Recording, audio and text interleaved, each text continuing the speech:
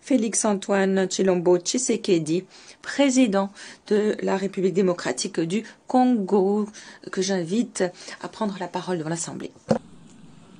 Monsieur le Président de la 76e session de l'Assemblée générale, Monsieur le Secrétaire général, Mesdames et Messieurs les chefs d'État et de gouvernement, Mesdames et Messieurs les chefs des délégations, c'est avec un réel plaisir que nous retrouvons cette salle de l'Assemblée générale après un peu plus d'une année d'absence par suite de la pandémie de Covid-19, cette peste du XXIe siècle qui secoue l'humanité, particulièrement par le nombre élevé de ses victimes, la destruction des économies des nations et l'aggravation de la pauvreté dans le monde. Ces retrouvailles sont encourageantes. Elles permettent d'espérer davantage un retour à la vie normale dans nos pays, et ce, grâce au génie de nos scientifiques et aux efforts communs de nos États, dans un élan de solidarité internationale remarquable. Nous devons accroître ces efforts et renforcer cet élan de solidarité pour vaincre définitivement la pandémie de Covid, relancer la croissance de nos économies et assurer un meilleur avenir aux populations de notre planète. C'est pourquoi je salue le choix du thème pour cette 76e session de l'Assemblée générale, à savoir miser sur l'espoir pour renforcer la résilience afin de se relever de la Covid-19, reconstruire durablement, répondre aux besoins de la planète, respecter les droits des personnes et revitaliser l'Organisation des Nations Unies. Ce thème traduit bien notre détermination d'éradiquer le Covid-19 et notre désir de rétablir le destin commun par le multilatéralisme sous la coordination d'une ONU à la hauteur des défis existentiels de l'humanité, notamment celui de la réalisation des objectifs du développement durable et inclusif. Monsieur le Président, la victoire contre la Covid-19 n'est possible et durable que si le combat demeure une affaire de tous et si nous atteignons un taux d'immunité collective suffisant pour l'ensemble de l'humanité. Pour sa part, l'Afrique n'a pas croisé les bras et n'entend point capituler devant une quelconque fatalité du destin. Au contraire, elle a mis en place une stratégie continentale commune contre la Covid-19. Dans ce cadre, elle a créé un fonds de réponse à la Covid-19 et lancé une plateforme de fourniture médicale pour garantir à tous ces pays l'accès aux équipements et fournitures nécessaires. L'Afrique a signé le 28 mars 2021 par le canal de l'African Vaccine Acquisition Trust, AVAT en sigle, un accord pour l'achat de 220 millions de doses de vaccins, et certains pays africains ont initié le projet de création de l'Agence africaine de médicaments. D'autres produisent déjà des vaccins sous licence. D'ici janvier 2022, le nombre de vaccins à distribuer dépassera dans notre continent les 25 millions de doses par mois. Des chercheurs africains de renommée mondiale en sciences médicales ont proposé une gamme de remèdes efficaces contre le coronavirus qui méritent d'être soutenus par notre organisation mondiale et les institutions scientifiques spécialisées. À ce sujet, je saisis cette occasion pour remercier tous les partenaires qui ont apporté leur appui aux efforts du continent dans la lutte contre cette pandémie. Quoi qu'il en soit, tout en nous félicitant des progrès incontestables de la science médicale en ce qui concerne le dépistage du virus et l'invention du vaccin dans un temps record, il y a lieu de constater malheureusement que le mal est encore loin d'être éradiqué. La récurrence de la pandémie, qui comme une hydre en est à sa troisième vague, plus virulente que les précédentes, notamment en Afrique et dans d'autres contrées du monde, inquiète et consume les espoirs suscités par ces avancées significatives. C'est pourquoi, pour renverser définitivement la tendance actuelle, les actions ci-après me paraissent urgentes. Premièrement, augmenter la capacité des tests dans les pays qui ne disposent pas de produits de laboratoire requis. Deuxièmement, assurer un approvisionnement suffisant et rapide en médicaments et équipements nécessaires à la prise en charge des malades. Troisièmement, généraliser la vaccination en approvisionnant en vaccins ceux qui ne les produisent pas et en les dotant de capacités de production locales. C'est ici le lieu de lancer un appel à la communauté internationale pour soutenir le projet de création de l'Agence africaine des médicaments. Quatrièmement, encourager la recherche médicale et accroître la coopération scientifique entre les institutions universitaires. Et enfin, cinquièmement, soutenir les politiques de réforme de structures sanitaires et élargir la couverture des soins de santé au plus grand nombre dans les pays en développement.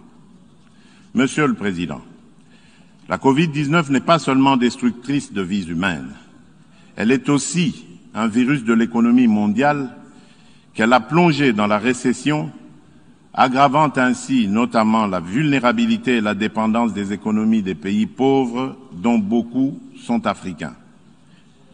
De plus, l'impact de la baisse généralisée des activités économiques a été particulièrement ressenti en Afrique par les populations les plus vulnérables, dont les femmes et les enfants, notamment par la perte d'emploi, la chute des revenus et les déperditions scolaires. Aussi, en même temps que nous nous employons à extirper le coronavirus de la vie de nos populations, devons-nous nous atteler à relancer l'économie mondiale au risque de fragiliser davantage ces populations, de briser leur résilience et de compromettre pour longtemps le retour à la prospérité ainsi qu'à la normalité sociale. Nous ne pouvons gagner cette bataille que dans le cadre d'un effort commun et sur base d'une feuille de route définie ensemble. Ceci exige un partage des responsabilités et plus d'équité dans la complémentarité que commande la mondialisation de nos économies et la globalisation des enjeux internationaux.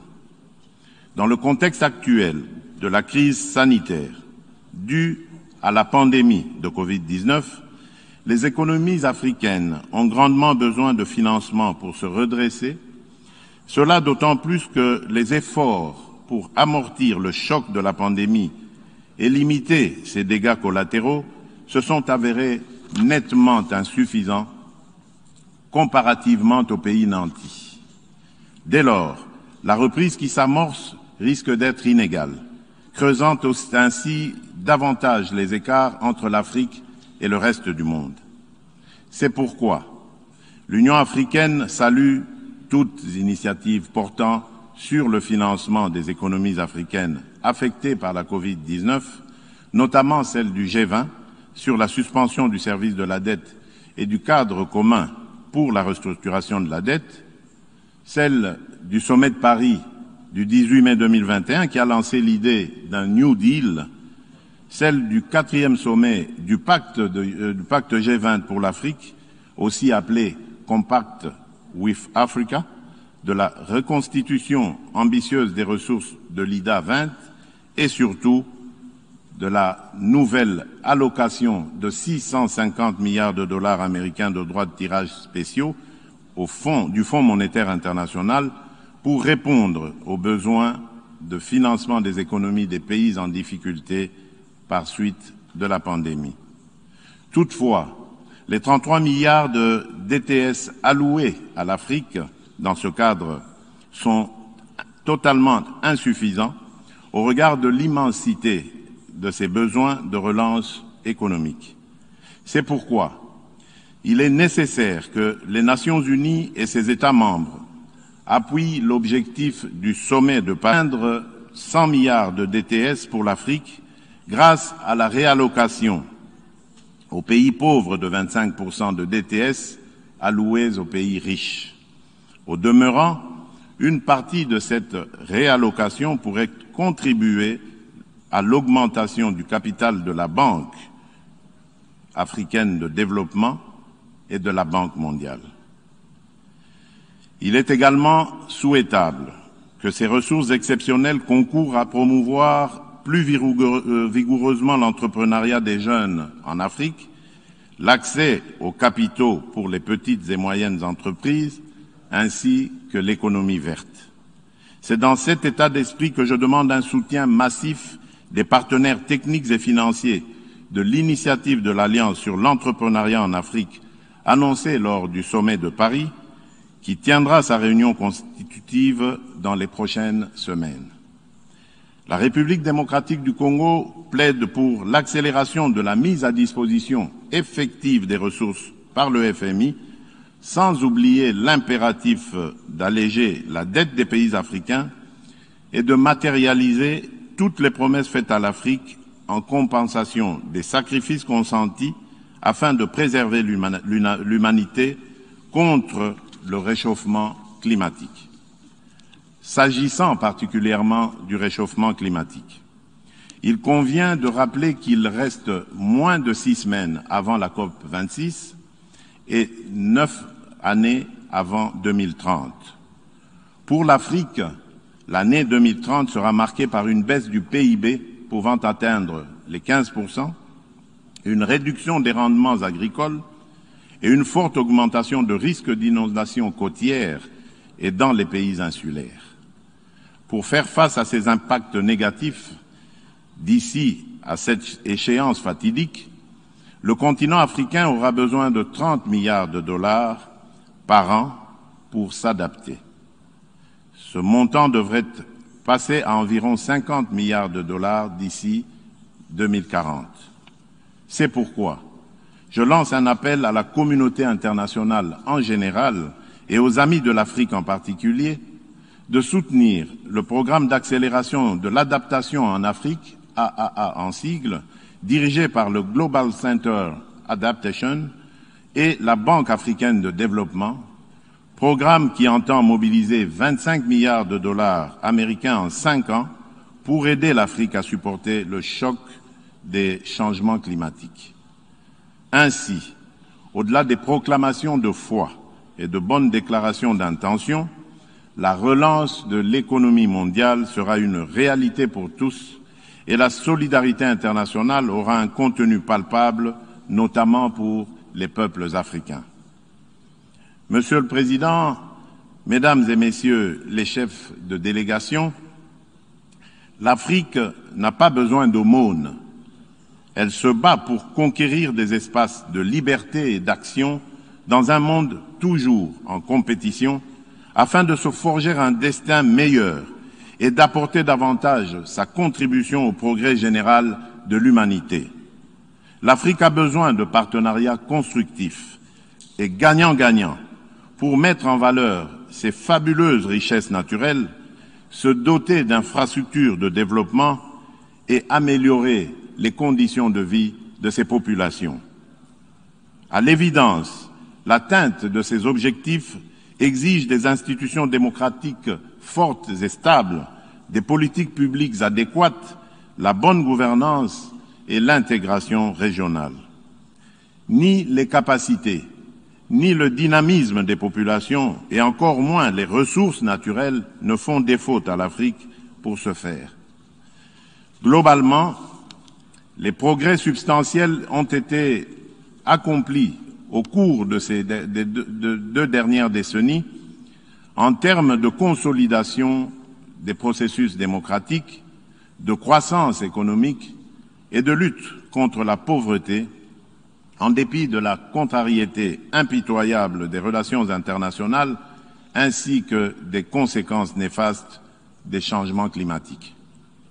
Cependant, le fléau de l'insécurité provoqué par les cohortes de terroristes, de groupes armés, de mercenaires et de criminels de tous bords met à mal la stabilité institutionnelle de nos jeunes démocraties et annihile les efforts de nombreux dirigeants africains pour développer leur pays. En effet, si la lutte contre Daesh a remporté de victoires incontestables au Moyen-Orient, plus précisément en Irak et en Syrie, en Afrique, par contre, l'AQMI et autres groupes affiliés à Daesh gagnent du terrain chaque jour davantage. Le Mali, le Niger, le Nigeria, le Cameroun, le Tchad et le Burkina Faso subissent régulièrement les attaques meurtrières de Daesh et des djihadistes de Boko Haram. Depuis 2017, le nord-est du Mozambique est victime d'attaques armées récurrentes des salafistes djihadistes de Ansar al-Sunna qui ont déjà causé au moins 2600 morts. L'intégrisme islamiste a atteint l'est de la République démocratique du Congo qui en paye un lourd tribut dans les provinces de l'Ituri, du nord Kivu, du sud Kivu et du Maniema. Des djihadistes qui y opèrent sous le couvert du FDLR et du mouvement Allied Democratic Forces, Madina at Tawed al-Mujahideen, en abrégé ADF-MTM, tuent mes compatriotes et pillent massivement les produits miniers et agricoles de mon pays. En avril dernier, des terroristes et des mercenaires venus de la Libye ont plongé l'Afrique dans une profonde tristesse en lui arrachant brutalement l'un de ses grands dirigeants, le maréchal Idriss Déby Itno, président de la République du Tchad, lâchement abattu au front pour défendre la souveraineté de son peuple et la vie de ses concitoyens. Du haut de cette tribune des Nations Unies, je salue, au nom du peuple congolais, la bravoure et l'engagement de cette figure historique pour protéger l'Afrique contre le terrorisme. Monsieur le Président, Mesdames et Messieurs les chefs de délégation, l'Afrique refuse de servir de base arrière au terrorisme international, raison pour laquelle certains dirigeants africains, comme ceux du G5 Sahel, se sont organisés pour mutualiser leurs forces contre cet ennemi commun. Pour traduire la volonté et la détermination farouche du peuple congolais et de ses dirigeants de participer activement à l'éradication du terrorisme qui non seulement détruit les nations et compromet l'avenir de la démocratie dans le monde, mais aussi étend de plus en plus ses tentacules en Afrique, la République démocratique du Congo a adhéré à la coalition mondiale contre le terrorisme comme 80e membre. Mon pays se félicite de la décision prise par la réunion de la coalition tenue à Rome le 28 juin dernier de créer en son sein un groupe de travail sur le terrorisme en Afrique. Monsieur le Président, l'article 1er, point 1 du chapitre 1er de la Charte des Nations Unies dispose clairement que l'un des buts de la création de l'Organisation des Nations Unies est de maintenir la paix et la sécurité internationale. De nos jours, la paix et la sécurité internationale sont largement tributaires de la stabilité interne des États membres. C'est pourquoi, lorsque les États africains sont déstabilisés ou menacés de déstabilisation, notamment par le terrorisme, l'ONU a le devoir de les soutenir activement dans leur combat héroïque pour le bien-être de l'humanité, au-delà des déclarations de compassion et d'intention, peu suivies des faits sur le terrain. Si la communauté des nations minimise le danger que représente la propagation du djihad et efficace pour éradiquer ce fléau, les plaies ouvertes dans la zone saharienne, en Afrique centrale et australe, continueront à se métastaser jusqu'à faire jonction pour devenir une menace réelle pour la paix et la sécurité internationale. Aussi, La République démocratique du Congo soutient la mise en œuvre d'une stratégie mondiale contre le terrorisme sur les piliers ci-après.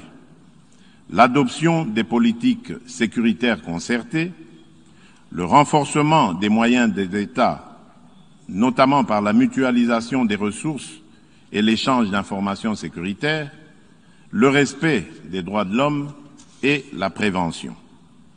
Dans le cadre de la prévention, justement, il est essentiel de souligner qu'en sus du traitement sécuritaire impliquant les services d'intelligence et d'action, nous devons promouvoir le traitement socio-économique en amont, centré sur l'éducation, l'emploi des jeunes et la lutte contre la pauvreté pour extirper durablement le terrorisme de nos sociétés.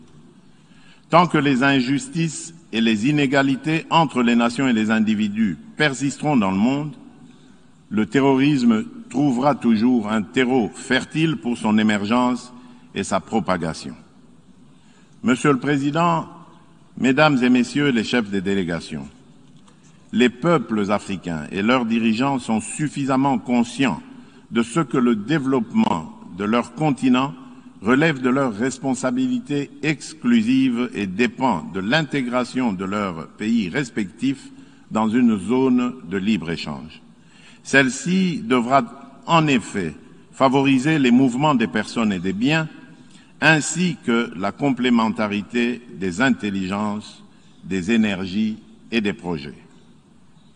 La création de la zone de libre-échange continentale africaine, la ZLECAf en sigle, procède de cette prise de conscience de la volonté des Africains de consolider leur indépendance économique et d'un impératif de développement de l'Afrique dans un monde où les pauvres n'ont droit qu'à la commisération et au mépris.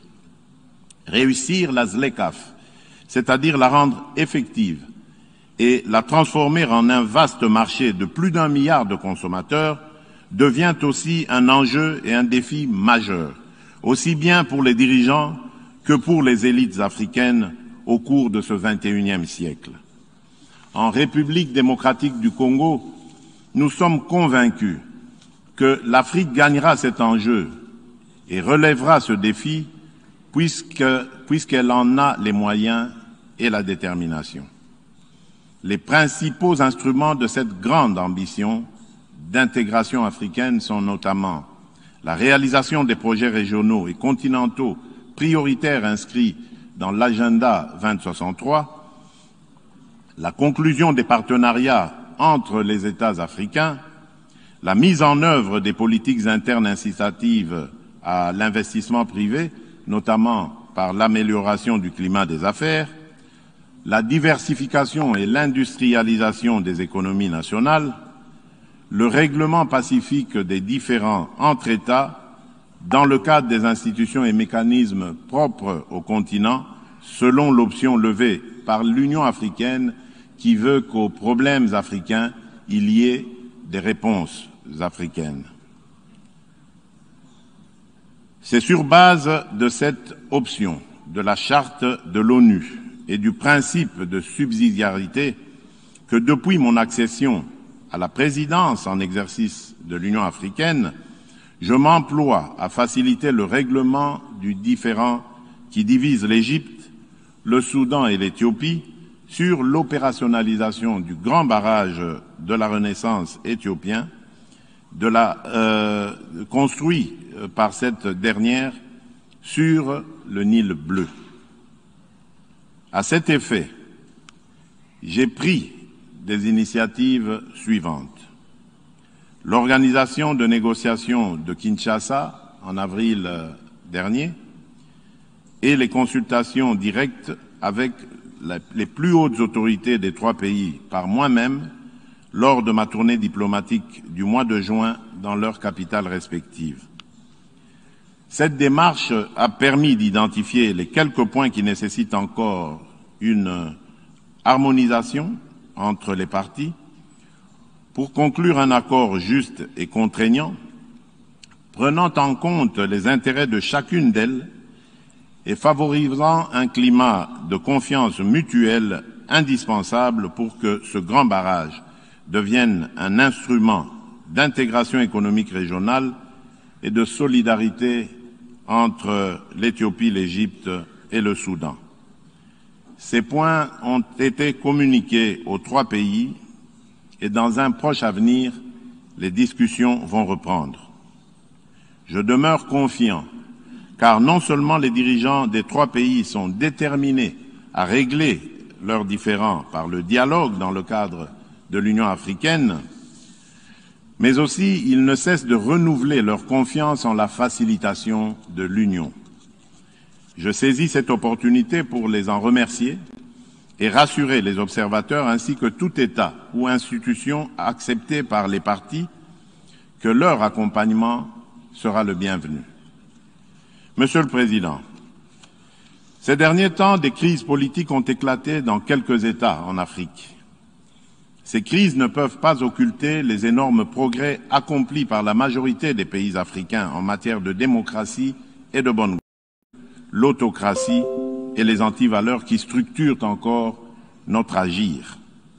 Dans ce cadre, dès mon accession à la magistrature suprême, j'ai entrepris des actions et des réformes politiques et économiques profondes. Je me suis farouchement opposé à toute velléité de perpétuer le règne des antivaleurs fondées sur la prédation et les violations des droits humains, ce qui a conduit aux ajustements institutionnels de décembre 2020 et du premier trimestre 2021, à la grande satisfaction de mes compatriotes qui n'ont jamais cessé de réclamer le changement radical de la gouvernance de notre pays. Au plan économique, la République démocratique du Congo est entrée en programme avec le Fonds monétaire international au mois de juin dernier et bénéficie de l'assistance de la Banque mondiale pour réaliser de grands projets sociaux et des infrastructures de base. À la faveur de la mise en œuvre de réformes courageuses, la croissance économique s'est accélérée pour dépasser les 5% l'an, l'inflation s'est décélérée et la monnaie nationale, le franc congolais, s'est stabilisée sur le marché des changes. Puisque l'amélioration des recettes internes est une de nos priorités, et le gouvernement de la République démocratique du Congo conduit, depuis mon avènement à la tête du pays, une politique rigoureuse de lutte contre la corruption, les détournements de deniers publics et l'impunité. Les résultats sont déjà perceptibles avec l'augmentation substantielle de recettes depuis le second trimestre de cette année.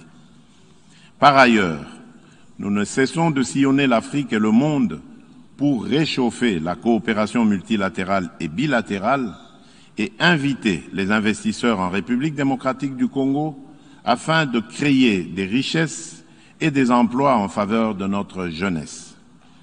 Aussi, le gouvernement de la République a-t-il déjà conclu des accords de partenariat avec plusieurs pays et groupes d'investisseurs privés. Nous sommes déterminés à raffermir davantage ce retour de la confiance en notre pays. Cependant, une lourde hypothèque pèse sur ces acquis encourageants et risque d'entraver la marche victorieuse du peuple congolais vers son bien-être. C'est l'insécurité au nord-est de la République démocratique du Congo, en proie depuis 2 décennies à des attaques meurtrières et aux razzias récurrentes d'une multitude de groupes armés au sein desquels se trouvent des terroristes islamistes. Il n'est un secret pour personne que ces attaques ont causé des milliers de morts et de déplacés, des viols de femmes et des violations massives des droits de l'homme. Face à la persistance de ce cancer qui mine le pays au nord-est et aux difficultés rencontrées par les troupes de la mission des Nations Unies pour la stabilité du Congo, sur le théâtre des opérations, j'ai décidé de proclamer, conformément à l'article 85 de la Constitution, l'état de siège pour mettre fin à l'insécurité dans une région stratégique de la République démocratique du Congo. En vertu de ce régime constitutionnel d'exception, les forces armées de la République, assume la totalité de la responsabilité de la gestion administrative et sécuritaire des provinces concernées, en même temps qu'elle mène des opérations militaires. Grâce à l'état de siège, des avancées importantes ont été réalisées, notamment la neutralisation de plusieurs centaines de miliciens, les redditions de nombreux éléments de ces groupes armés, la récupération d'armes et de munitions par les forces armées de la République, le démantèlement de plusieurs réseaux de trafic illicites d'armes, de munitions, de minerais et de ravitaillement des groupes armés en produits divers, la récupération de nombreuses localités de l'Est du pays qui étaient jadis occupées par des rebelles, la libération de nombreux otages autrefois détenus par les groupes armés, dont les ADF, la réouverture de certains axes routiers importants qui étaient jadis sous le contrôle des forces négatives et la réduction sensible des incursions contre la population civile. Ces résultats constituent une opportunité à capitaliser en nous mobilisant tous, communauté internationale, dirigeants et peuple congolais, afin d'en finir, une fois pour toutes, avec le cycle infernal de la violence imposée par les forces négatives qui écument le nord-est de la République démocratique du Congo et de consolider la paix, la sécurité et la stabilité dans la région des Grands Lacs. C'est pour cette raison que le gouvernement de la République démocratique du Congo maintient et amplifie la pression sur les groupes armés et leurs complices et que l'état de siège ne sera levé que quand les circonstances qui l'ont motivé disparaîtront. En outre, il est essentiel que l'application à la République démocratique du Congo des mesures de notification préalables au comité des sanctions de l'ONU, imposées par le paragraphe 5 de la résolution 1807 pour toute importation d'effets militaires par le gouvernement de mon pays ou toute prestation d'assistance, conseil ou formation liée aux activités militaires des forces armées et de sécurité de la République démocratique du Congo soit levée. Et ce, d'autant plus que le gouvernement a la mission constitutionnelle d'assurer la sécurité des personnes et des biens sur toute l'étendue du territoire national.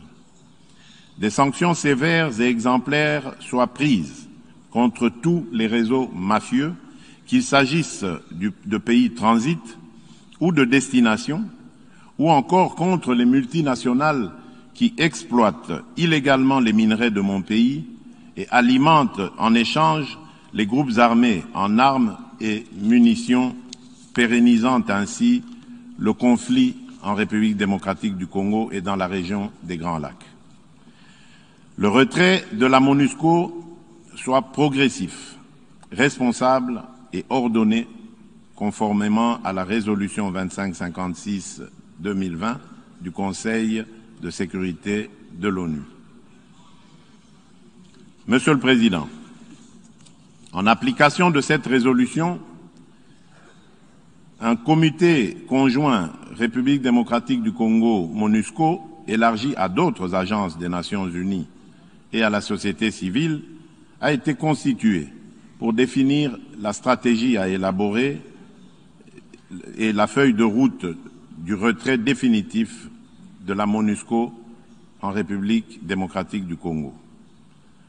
Le gouvernement de mon pays souscrit au plan de transition pour le retrait échelonné, responsable et durable de la MONUSCO élaboré par ce comité conjoint en collaboration avec la société civile. Pendant la période de transition qui expire en 2024, la République démocratique du Congo attend des Nations Unies et du Conseil de sécurité qu'ils donnent tous les moyens nécessaires à la MONUSCO et à sa brigade d'intervention rapide afin qu'elles remplissent leurs mandats et missions respectifs conformément à la résolution précitée.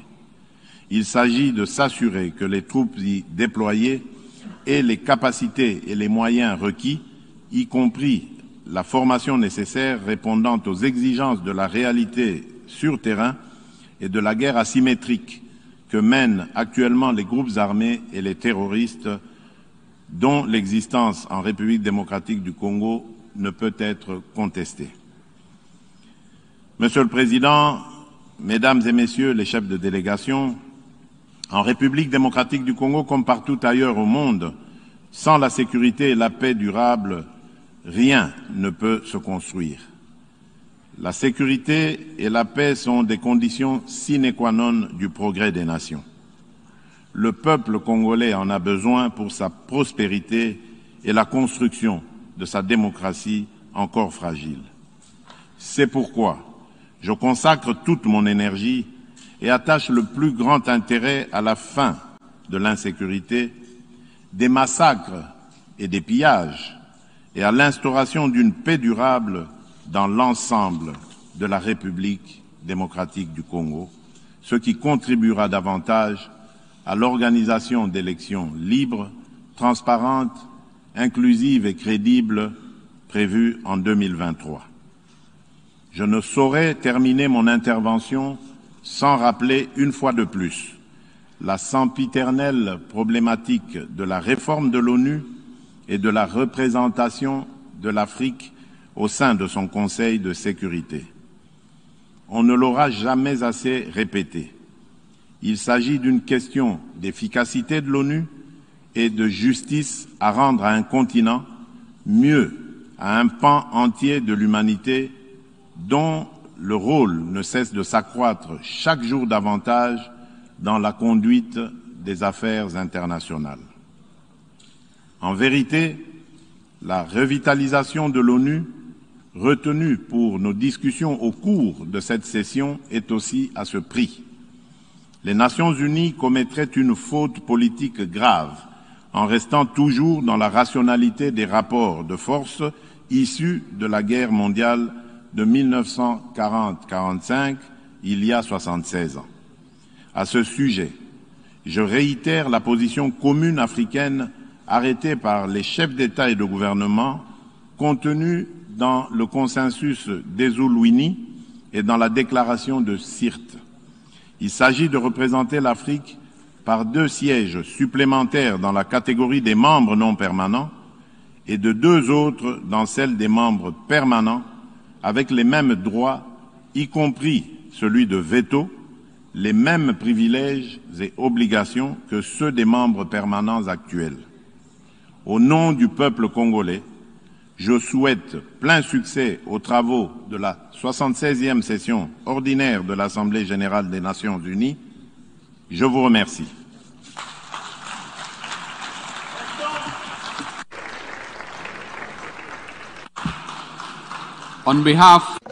Au nom de l'Assemblée générale, je tiens à remercier le président de la République démocratique du Congo pour l'allocution qu'il vient de prononcer. Je prie le protocole de bien vouloir accompagner son Excellence.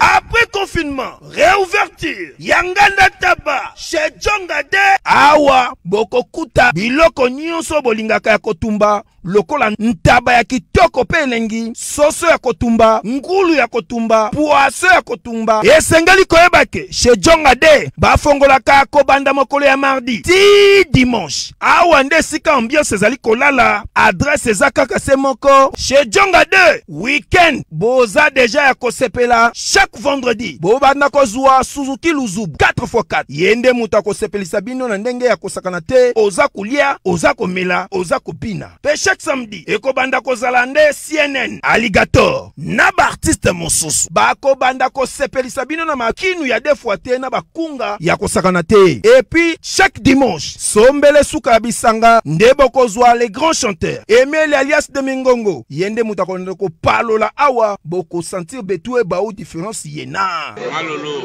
Oui frère, Babi Tchonga. Futur. Hein? Nous te reçons la 50 boîtes. La Katakin, c'est Tchongaske. Soki olingo sala ba réservation o bengi na ba numéro oyo pe ba ko servir yo joli kitoko chez Djongade yango nde moboko ya ambiance na kati ya Paris. C'est naturel soin